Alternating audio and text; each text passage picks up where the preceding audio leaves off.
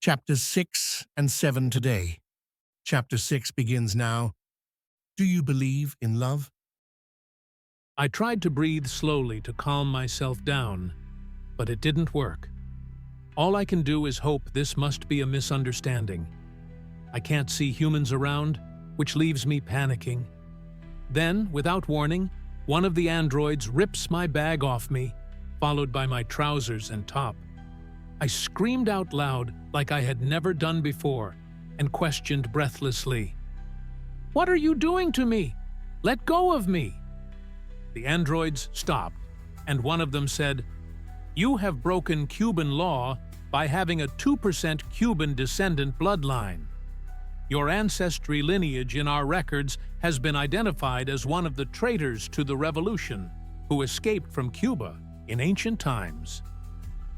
No, this cannot be," I replied. "I have nothing to do with that individual. We have enough proof in our records, and we'll show you." One of the androids then played a holographic antique video, while the other two stepped out of the room. In the video, I could hear several people protesting and objecting. Finally, I exclaimed, "What is this? I don't even understand what they are saying." The android replied, "The person flashing red is your ancestor. He condemned our party and attempted to bring the Cuban Revolution down. We believe you have come back to oppose us." I was shocked to hear all of this as I continued to watch videos I had never seen before of my bloodline connection to Cuba. I had a mix of emotions. While I was crying, I was also laughing at the same time. The video then ended. I screamed out, "I have nothing to do with all this. I am not a criminal. I traveled here to learn about my old dad's family roots." The android responded, "For your betrayal and intent to bring opposition and terrorism to our free territory, you will be sent to the ground with the survival vaccination package and neurochip." I then felt a painful vaccination on my left shoulder. This couldn't get worse, I thought to myself. Please believe me, I am innocent. I am in love with my ancestors, family, and people. Look at me. Please don't do this to me. Do you believe in love? Do you know what love is? The android stared at me. I looked deeply into the android's stone-blank eyes. Then the robotic arm injecting a neurochip in my spine stopped and said, "I am not sure if I have ever felt love." At that exact moment, the other two androids stepped into the room. The android dealing with me reports, "Mission accomplished." They took me off the bed and removed my handcuffs as well. I was pushed into a gliding pod, which then quickly flew me away. I felt nausea and deep muscle pain in my left arm and aches in my hands and feet. I thought this was the end. I then felt the flying pod landing somewhere. It was dark. I could not see a thing.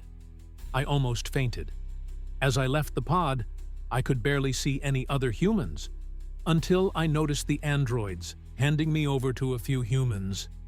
It feels weird here, wherever I am. I feel cold and achy. My eyes then shut down. Chapter 7. Round trip. My body isn't responding. I hear humans next to me uttering a language I cannot clearly understand. They sound both confused and furious. I hear a continuous hollow thundering. The smell of this place is unbearable. I can only open my eyes and look around. It seems like I'm inside a big hole like a cave. Everything looks filthy, dark, and strange. A couple of humans approach me silently. They help me to sit on a hard surface. Both have beards and stare at me with googly eyes. Another human shows up, and I feel too weak to speak or stand. My left arm is still numb, and I'm still cold. There really isn't much I can do. I feel helpless. I notice the surface is hard, like a rock and sandy. Still looks dark. I'm touching the earth for the first time. One of the men decides to speak to me. He points up and traces a line down and says lots of things I partially understand really quickly. First, he talks like my grandpa. I grin in an instant. And next, he puts his hand on his chest and says, "Ernesto." I assume it's his name. I recognize this, so I put my hand on my chest and said, "Jorge." All three men then echo my name loudly. "Jorge!" I replied with my hand on my chest again, "Jorge." Looking at their faces, it seems like they don't like my name. I don't understand why they are reacting this way. Ernesto then approached and said, "I will make sure you follow the rules and conditions, and you will learn about our faith and customs. This is the mission I have been assigned by the disciples of the prophet." He added, "Follow me, and everything will be fine." I started to remember my grandfather talking to me about the old way of communicating in Cuba and how funny it was. Cubans speak many words to express one thing. Cubans don't understand simple minimalist language. They haven't evolved much, so I am happy I can communicate and understand quickly. I stood up with pain all over my body. My arm was still hurting, and my feet were bare. Most of my clothes had been ripped off by the rough handling of the androids. Ernesto was at the front, and the other two humans were walking behind me. They were guiding me out of the labyrinth cave. Soon after, I could see the way out of it. I started to realize I was for sure now on the ground. My eyes began to pop out, and my whole body started to shake. I felt both very nervous and amused for myself, for what was happening to me. Soon after, I saw the light, a dull, gray light. It was the sky as seen from below. I could see Ernesto and the rest better. I realized I was inside a dark and smelly cave. There was dust on the ground, a very unpleasant breeze made it hard to breathe, and most buildings had crumbled down in ruins. Suddenly, a gliding pod showed up. It was around 500 feet above us. I silently signaled for help, and the gliding craft descended closer to roughly 200 feet.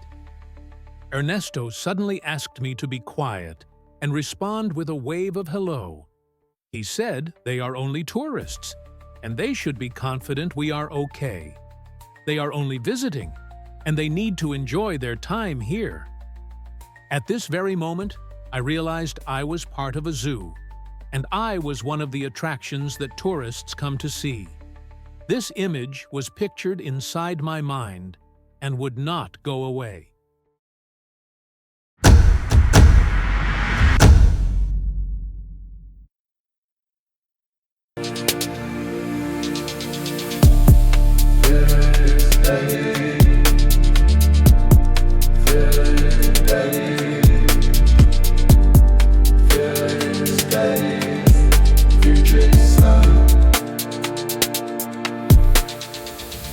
Voices vanish in electric storms. Truth erased, rewritten forms. Eyes surveilled, hearts confined. History lost one frame at a time. This is the code of the forgotten. Names buried, futures rotten. Still the signal pulses through. Liberty cracks the state-approved view. From circuit to soul, the story survives. In whispers and wires, a spirit revives.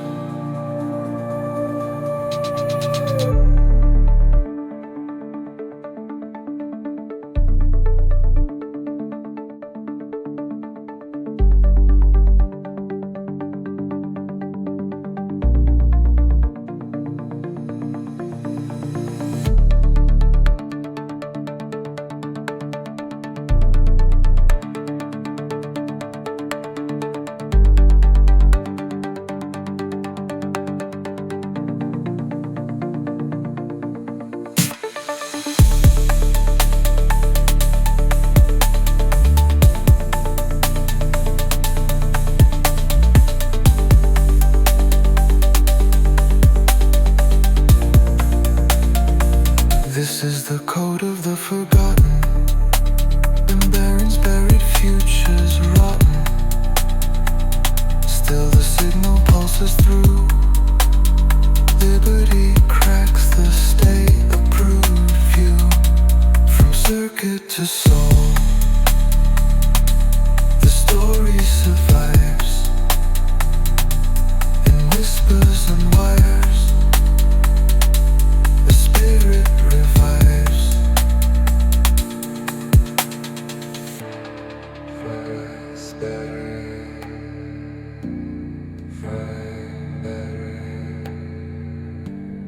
Fries better. Future slow.